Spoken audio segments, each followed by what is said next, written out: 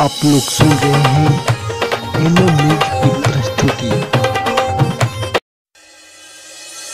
मारी मारी मारी मारी मारी मारी भतरा कोई बाबे कोरिया।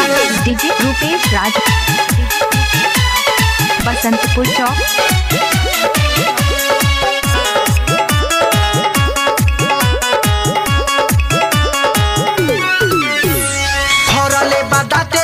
चोलिया के हुको दिया बुताई रात देले बदुख हो, देले बदुख हो, देले बदुख हो। फरले बादाते धके चोलिया के हुक हो दिया बुताई रात देले बदुख हो। ए डॉक्टर बाबू देखी उठा लहरिया। मारी मारी मारी मारी मारी मारी भतरा कोइले बावे कोरिया। चढ़ता लहरिया मारी मारी भातरा कोइले बाबे कोरिया।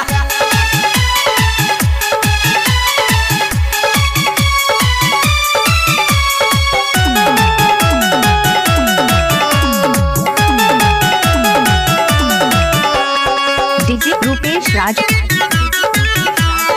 बसंतपुर चौक।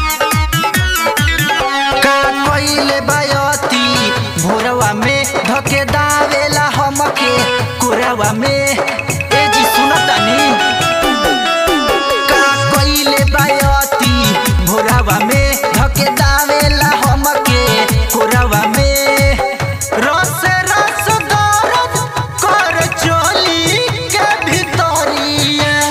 मारी मारी मारी मारी मारी मारी भतरा कोइले बाबे कोरिया।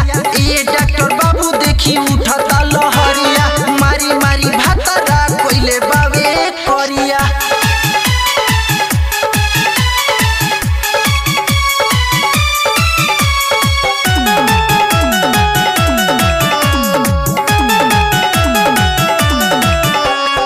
डीजे रूपेश राज,